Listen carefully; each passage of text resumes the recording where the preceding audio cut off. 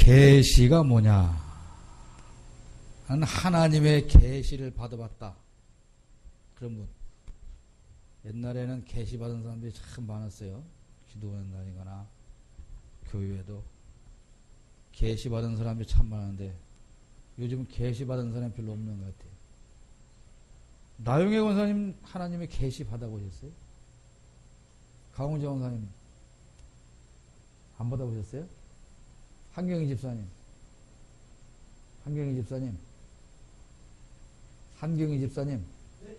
하나님의 계시 받아보셨어요? 신령한 분이 별로 없군요. 등대교회는. 옛날에는 계시를 받는다 그래가지고 하나님이 특별히 나에게만 나타났다. 하나님께서 어느 날 우리 전재선 성도가 잠을 자는데 하나님 나타나가시고 최선 아우 내가 하나님이라우 너는 내일 교회 가서 건축원금을 1억을 드려라우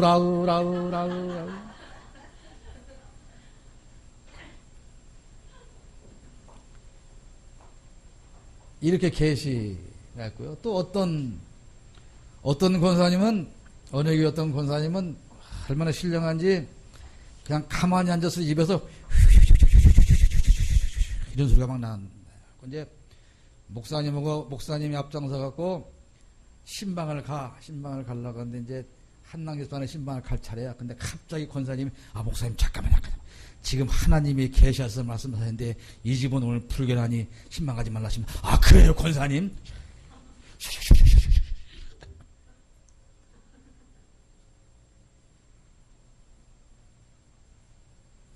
또 어떤 목사님은 중고등부 예배 설교를 좀 해달라고 그러니까 하나님이 계시하시는데 우리 교회 중고등부 어린아이들의 영혼이 너무 음탕해서 설교를 하지 말라고 그러는데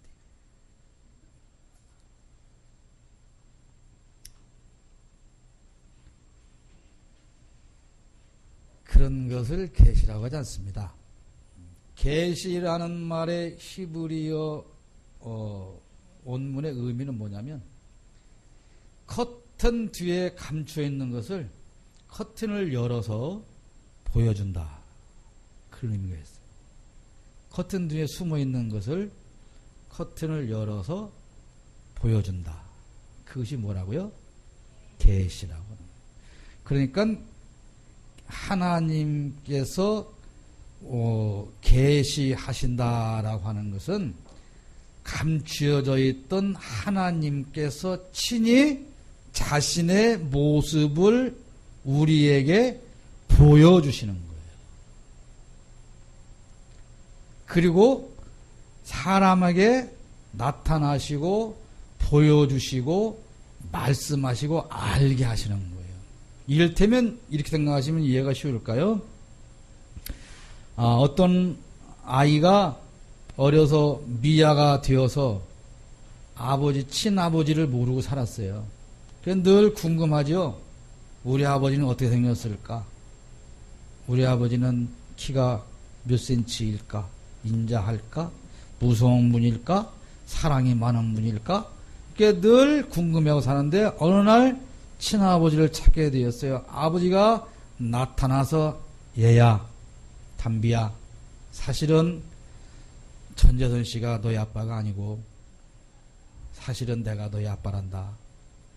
왜냐면 네가 아빠로 했던 저분은 사실은 너를 주워다가 길러주신 분이야. 이렇게 얘기를 했단 말이에요. 그게 뭐예요? 나타나서 보여주고 알게 하는 거죠. 또 그렇다 끝나고 나보고 아빠라고 따라오면 안 돼.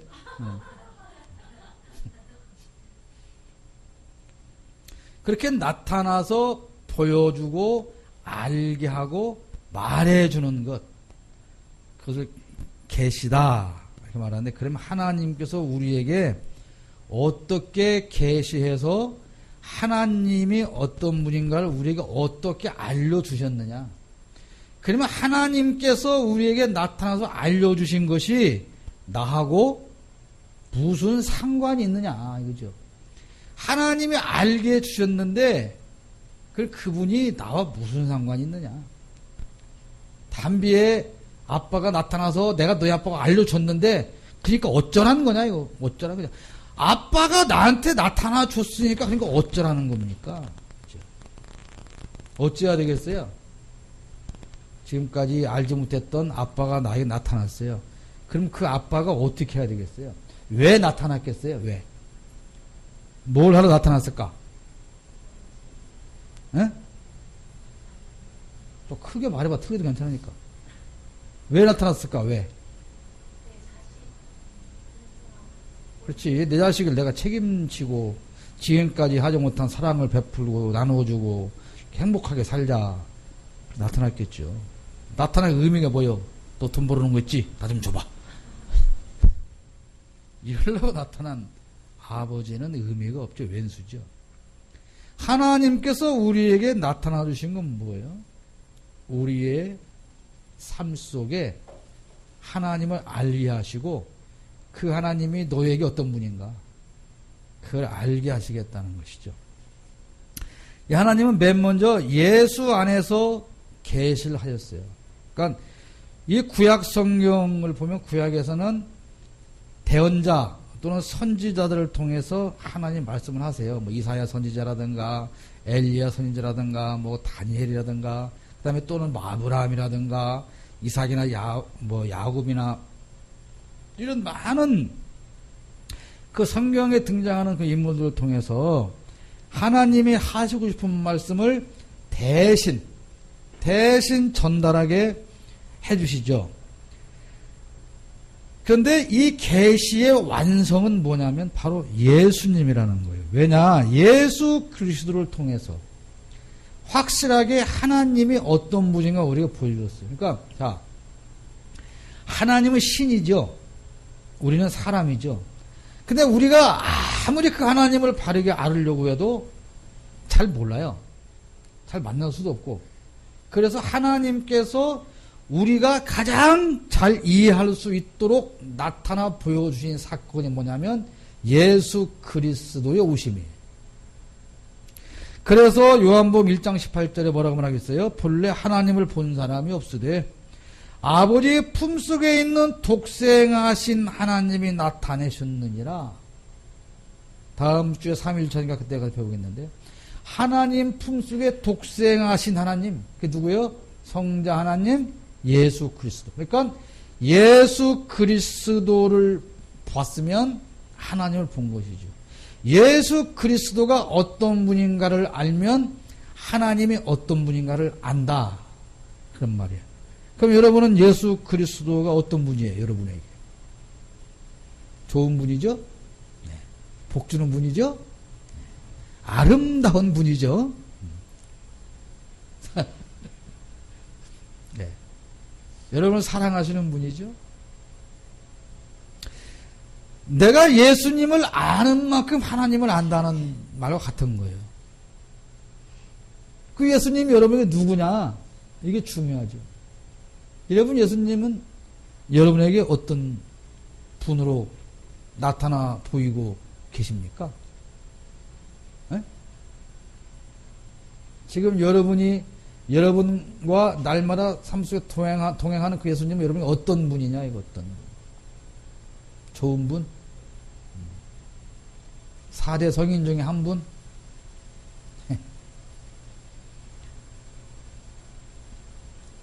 내 아버지가 어떤 분인가는 내가 제일 잘 압니다. 그럼 우리 아버지, 여러분, 한번 생각해 보세요. 우리 아버지는 어떤 분인가? 내 아버지, 육신의 아버지 말하는 거요. 내 아버지는 어떤 분인가? 여러분에게 무엇을 주셨는가? 어떤 사랑을 베풀었는가? 깨달아 보세요. 마찬가지로 예수님께서 여러분에게 어떤 분인가? 그것을 여러분이 찾고 알아야 됩니다. 두 번, 그래서 이 예수의 삶을 통해서 하나님을 나타내서. 예수님의 삶이 어떤 삶이에요? 예수님의 삶이 어떤 삶이요? 짧은 삶이죠?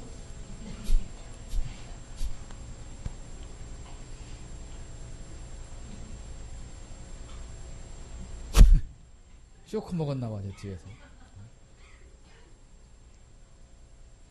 예수님의 삶은 섬기는 삶이죠. 네? 섬기는 삶. 김성훈 집사님? 네. 네. 눈에 힘을 주세요. 예수님의 삶은 섬기는 삶. 그렇다면 하나님은 어떤 분이라는 거요? 우리에게 섬기는 삶을 가르쳐 주시는 아버지.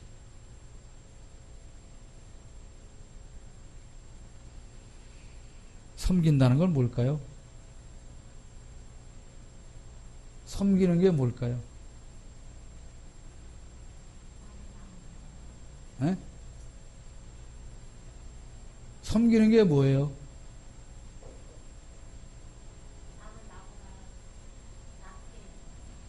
남을 나보다 낮게, 높게 여기는 건데, 그래요. 당신 나보다 잘났어. 이게 섬기는 거예요? 아, 낫다고 인정해 주는 거 아니에요, 지금.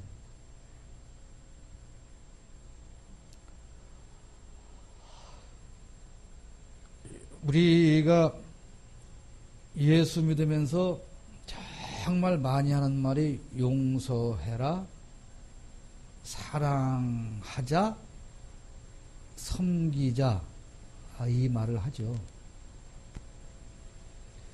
근데 그 말과 전혀 상관없이 사는 게 누구예요? 나죠. 나입니다. 우린 이 삶을 못 살기 때문에 매일 분노하는 거예요. 어떻게 당신 나한테 그럴 수가 있어? 근데 그러면 안 되지. 왜? 네가 나보다 나은 게 아니라 네가 나보다 낮은데, 네가 나보다 더 죄인인데, 나는 너에게 할 만큼 했는데, 우린 그 삶에서 벗어나지를 못하는 거예요. 그래서 늘 분노하는 거죠. 이따가도 이게 나올 테니까 지나가겠는데, 두 번째는 하나님을 어떻게 나타내셨느냐? 성경을 통해서 나타내셨는데, 지난번에 우리가 성경은 무엇인가를 통해서 배웠어요. 여러분이 기억할 일은 전혀 없겠지만 1500여 년간 성경이 기록되어져 있는데 그 성경을 통해서 하나님을 나타냈어요. 며칠 전에 전 대통령님께서 자서전을 내셨다고 그러죠. 세상이 시끄럽죠. 그 자서전을 통해서 뭐 대통령의 시간인지 그걸 통해서 하고자 하는 얘기가 뭐예요? 자서전을 쓴 이유가 뭐예요? 그렇지. 나는 이렇게 훌륭한 사람이에요. 그걸 알리려고 자서전을 쓰는 것이거든요. 그랬더니 그 책이 나오기도 전에 사람 다 뭐라 그래요? 훌륭하신 분이 아니거든요. 이렇게 얘기를 하고 있단 말이죠. 그러면 성경을 하나님께서 기록하신 이유가 뭐냐면, 하나님은 이런 분이야. 하나님의 존재는 이런 거라고 하는 것을 우리에게 가르쳐 주는 것이요. 그렇기 때문에 우리가 하나님을 알려면 어떻게 해야 돼요? 성경을 닫아놓고 가방에 쳐넣어야 되죠. 하나님은 우리가 왜 모를까요? 하나님이 어떤 분인가를 왜 모를까요? 그 하나님에 대해서 가장 자세하게 기록해 놓은 책을 읽지 않기 때문에 모르는 거예요. 그 책이 뭐예요? 성경책이에요. 성경은 하나님이 어떤 분이냐 그걸 설명하고 있는 거예요.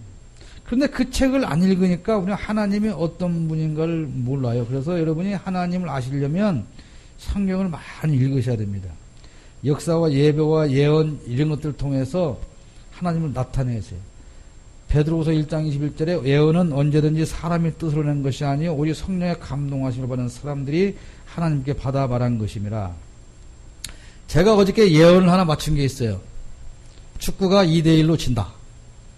그랬죠, 윤건사님? 한낭 집사님? 내가 만원 걸었는데 왜 안 줘? 뭐 다른 사람들이 그게도 걸지도 않고 반대도 안 하고. 예, 큰일 날 뻔했지. 나한테 돈 다 뺏길 뻔했지. 반대. 예언이 맞은 거야, 예언이.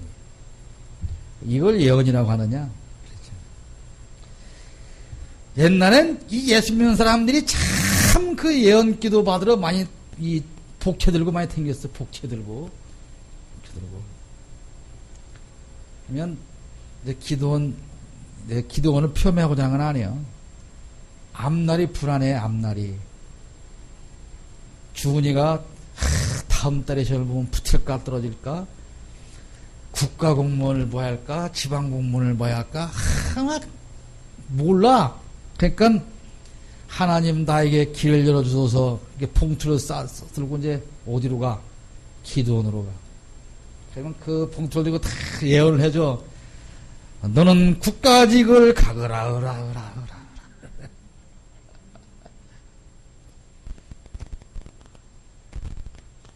옛날에 어느 전사님이 그랬대. 교회를 개척하려고 어디다 개척할지를 몰라가지고 기도관에서 물어보는 하나님, 영등포에 할까요? 마포에 할까요?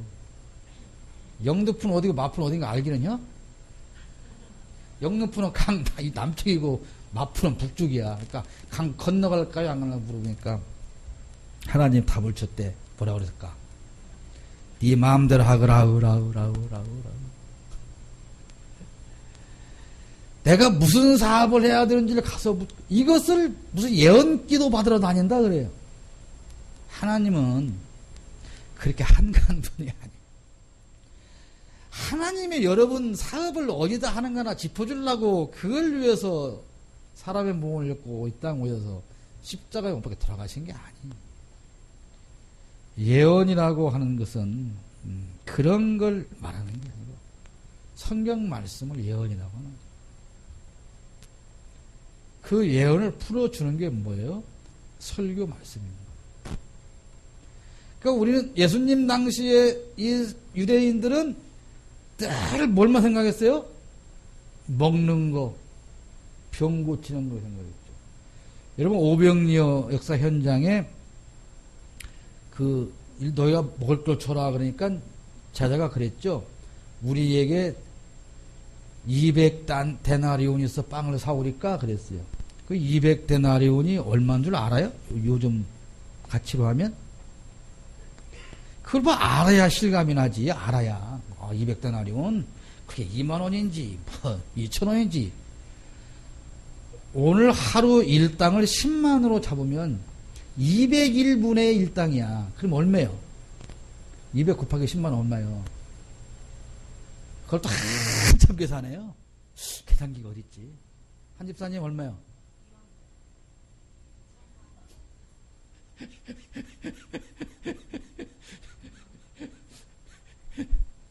지훈아, 수학이 어렵지?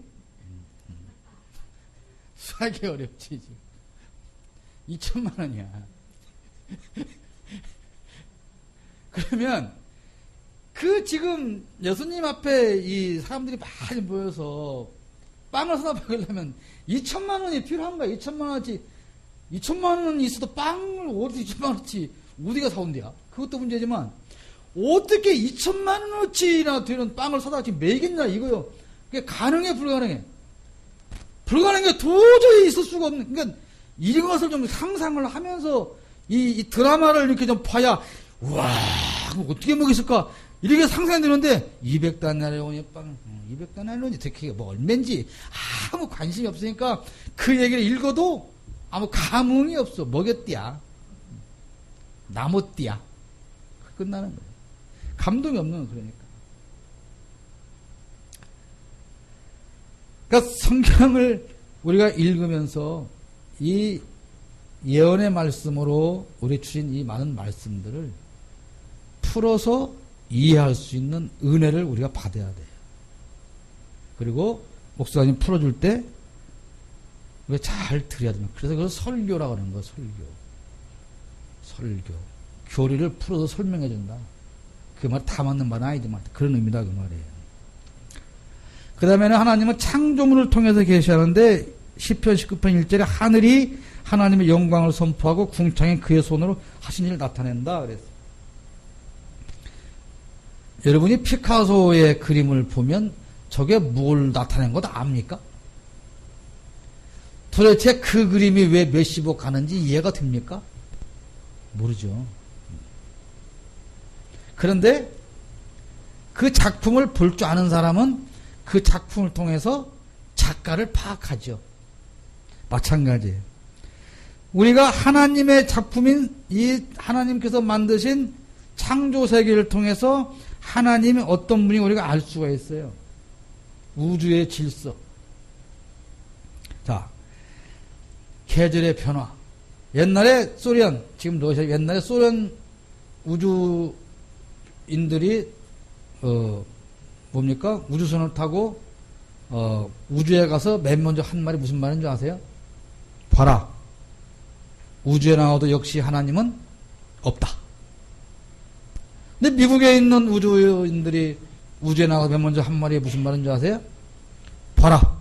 우주에 나와도 역시 하나님은 있다. 무슨 차이일까요?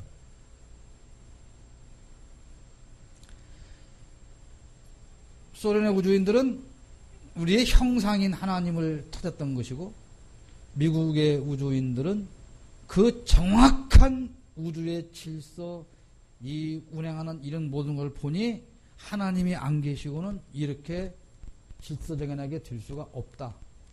그들이 과학자임에 불구하고 그것을 인정을 한 것이죠. 그렇게 우리가 창조세계를 통해서 하나님을 알 수가 있어요. 때에 따라 비가 온다, 계절에 변화된다, 이런 모든 것을 통해서 알 수가 있는 것이죠. 그래서 우리가 성경을 읽지 않아도 우주 안에서 하나님을 우리가 알고 느낄 수가 있는 것입니다. 그 다음에는 어디 역사하시냐? 역사 속에서 계시하시는데 역사를 통해서 보니까 우리가 하나님을 알 수 있다. 우리가 그렇게 힘들었던 일제강점기 속에서 우리가 일본을 이기고 광복할 수 있는 힘의력이 없었는데 우리에게 광복이 왔다. 이걸 보니까 하나님이 역사를 지배하시는구나. 이렇게 미루어서 우리가 하나님을 알 수가 있는 거예요. 과거에 그 힘있던 헬라 제국이 망한 걸 보니까 그 옛날에 고대 로마가 망한 걸 보니까 역시 하나님은 계신 거야. 옛날에 그 폼페이 최후의 날 이런 걸 보니까 그래 역시 하나님은 계신 거야. 이렇게 우리가 그런 역사를 통해서 하나님을 알 수 있고 강대국의 흥망성쇠를 통해서도 하나님이 어떤 분인가를 하나님 우리에게 알려주시는데 중요한 건 우리가 그걸 잘 모르고 있다. 그런 말이죠. 그리고 하나님께서는 인간 역사 속에서 오늘 또 계속 간섭하고 계신다는 거예요. 지난번에도 말씀을 드렸는데 간섭이라는 말을 다른 말로 섭니다.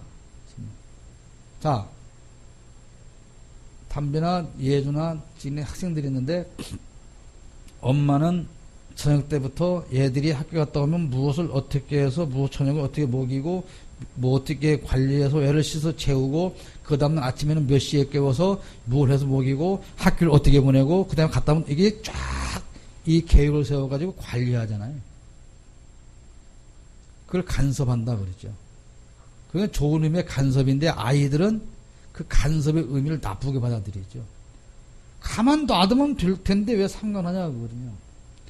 하나님께서는 오늘 또 우리의 인간 역사 속에서 내 개인에게 항상 간섭하려고 계시는 거예요. 근데 간섭을 받는 입장에서 보면 도대체 엄마는 왜 나한테 이렇게 귀찮게 할까? 그러지. 담비야. 옷을 벗어서 어떻게 해놓고 학교 가냐? 이렇게 이렇게 밟아갖고 쑥 빠져나가지. 그래서 방방 가면 이 구렁이가 허물 받고 간 것들이 여기도 있고 여기도 있고 여기도 있고. 근데 신기한 건 딸년들이 더 그래. 아들놈들은 안 그래.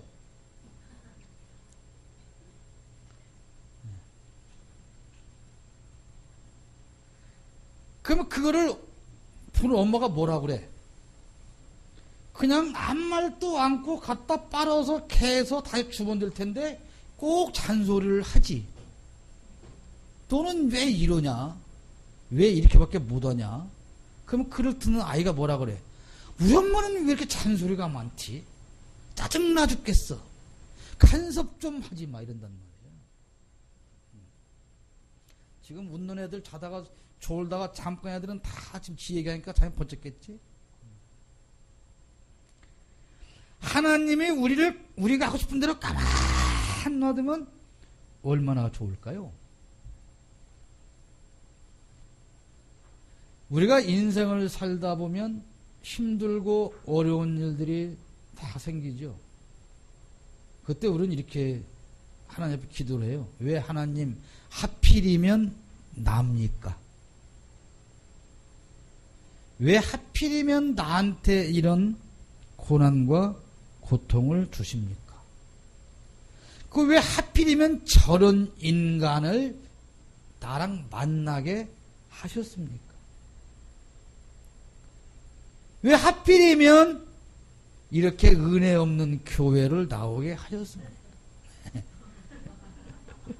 너무 크게 웃으신다.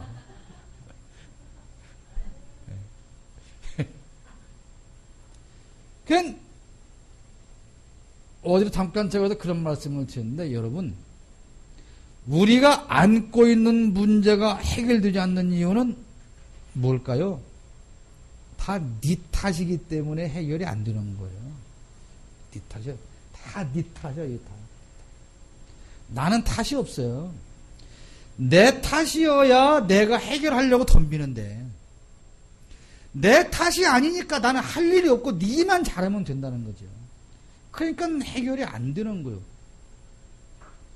근데 네 탓이야 그럼 저쪽에서 뭐라고 그래요? 웃기고 있네. 네 탓이야. 해결이 안 되는 거예요.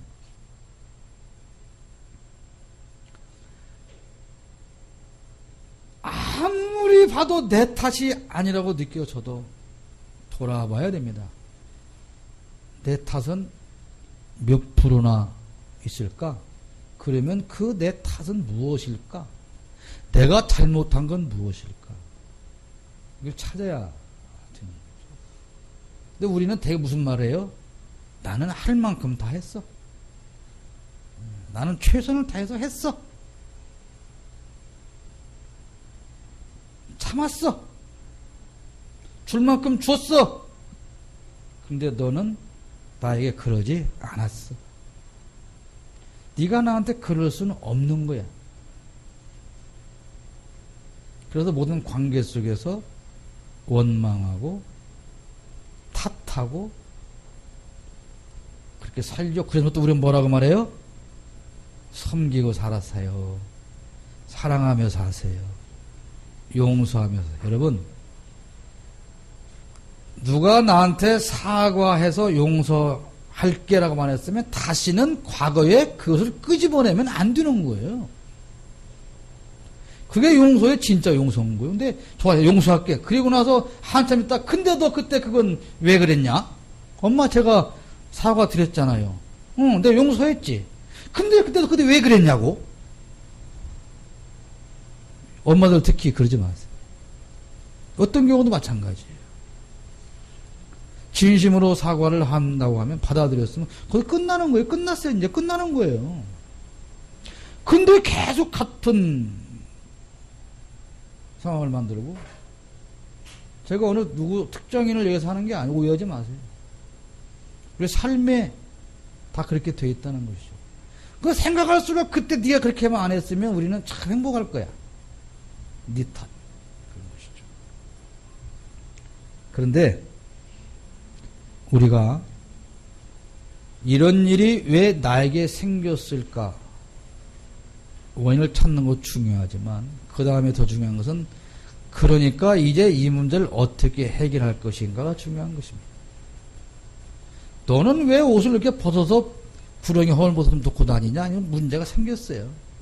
근데 거기서 그러지 말라고 했으면 그렇게 하지 않을 방법을 찾아가야 되는 것이죠. 계속해서 그걸만 지적한다 해서 발전되는 건 없어요.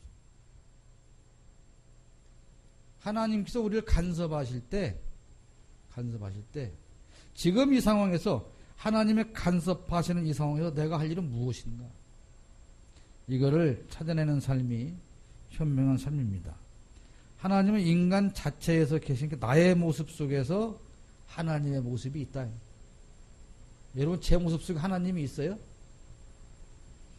눈을 까뒤집고 봐도 없죠.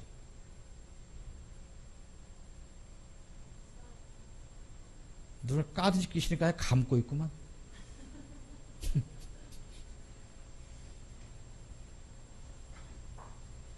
지난번에 하나님의 성품을 설명했죠. 우리에게 부족하지만 하나님의 성품이 남아 있어요. 그래서 하나님이 나를 사람을 통해서 하나님의 모습을 보여주는 거예요. 그렇기 때문에 우리는 인간관계 속에서 다양한 관계를 맺으면서 서로에게 하나님의 성품을 보여줘야 되는 거예요. 남편은 아내에게 하나님의 성품을 꺼내서 어떻게 해야 되겠어요? 사랑하고 섬기고 협력하고 낮아지고, 아내도 역시 자신 속에 있는 하나님 성품을 끄집어내서 그렇게 관계를 맺어가는 것이죠.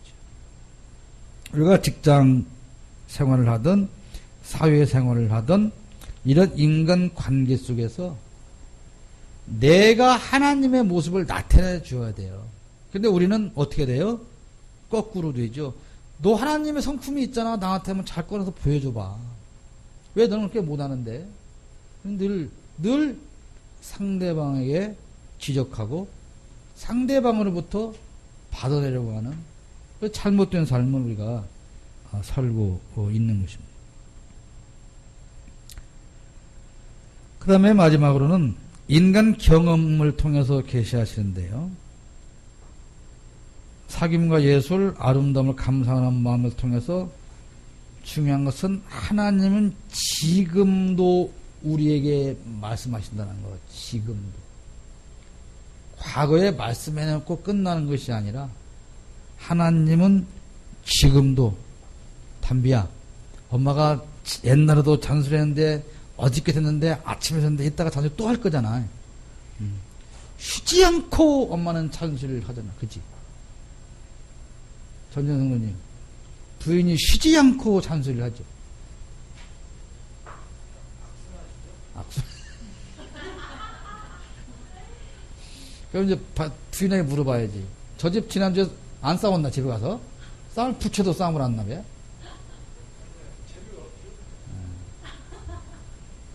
내가 바로 재미가 없이 풀어. 붙여서 안 치나도 하품이나 찌익찌고 앉았고, 얼마나 재미없은 거겠어. 하나님은 우리에게 성령을 통해서 교회와 개인들에게 끊임없이 말씀을 하시는데, 무엇을 통해서 우리에게 말씀하신다고 그랬어요? 네? 그렇지. 박수 한번 쳐줘봐, 박수.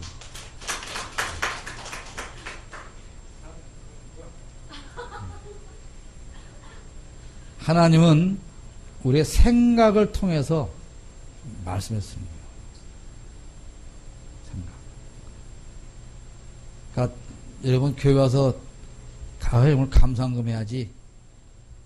그럼 하나님이 말씀하는 거예요. 감사한금 해라. 지갑을 꺼내는데 2만 원만 해야지. 그러면 2만 원 해. 아니야. 다음 주에 또 해야 되니까 만원만 해야지. 어차피 2만원 한 건 오늘 2만원 하나, 만원에서 2번 하나 똑같은 거 아니야? 첫 번째 생각이 맞는 생각이에요. 두 번째 생각은 방해하는 생각이에요. 해요. 해서 손해볼 거 없어요. 손해보고 갔지만 손해 안 봅니다. 헌금 얘기한다니까 그만할게. 그래도 헌금은 해야 돼. 이렇게 생각을 통해서 우리에게 쉼없이 말씀해 주시는데 그 말씀을 통해서 하나님은 자신을 나타내시고 사람을 변화시키세요. 그래서 요한계시록 2장 29절에 귀 있는 자는 그랬어요. 귀 있는 자는 이러면 귀 만져봐. 있어 없어? 귀 있는 자는 어떻게 해야 돼? 성령이 교회들이 하시는 말씀을 들을지어다. 근데 들어 못 들어? 귀가 있는데 왜 못 들어? 귀 없는 사람 다 귀 있죠? 그러면 성령이 교회가 하시는 말씀을 들어야 돼, 안 들어야 돼? 근데 왜 안 들어? 귀가 잘못돼서 그러지. 귀가 잘못돼서. 세상 소리는 다 잘 듣는데 자기에게 이로운 얘기는 잘 듣는데 자기의 손해보는 말은 절대 안 듣지. 장경동 목사님 맨날 하는 말이 있어. 우리 헌금작정 합시다. 그러면 뒤 앉아갖고 하나님 저 소리가 내 귀에 들리지 않게 해주시옵소서. 기도한대잖아. 들을 귀. 하나님의 말씀을 들을 귀. 우리가 아이들한테 말하는 거잖아. 너는 귓구멍이 있냐 없냐 그러잖아요. 하나님의 말씀을 들을 수 있는 귓구멍이 뚫리기를 바랍니다. 결론으로 하나님은 창조물을 통해서 모습을 보여주지만 우리가 창조물을 통해서 간접적으로 본 하나님의 모습은 온전하게 알 수가 없는 거예요. 성경과 성령을 통해서 하시는 말씀을 통해서만 바르게 알 수 있습니다. 그러므로 말씀이 성경이 중요한 것이고 하나님을 아는데 인격적으로 알아야 돼. 그분은 인격적인 분입니다. 지정의를 가진 우리와 같은 생각을 할 수 있는 대화할 수 있는 인격적인 하나님으로 하나님을 아시고요. 그렇다면 여러분에게 나타난 하나님은 어떤 분인가? 여러분 이걸 찾아야 됩니다. 내가 본 하나님, 나에게 불려주신 하나님은 어떤 분인가? 그 하나님, 여러분에 나타나신 하나님을 찾아야만 우리가 바른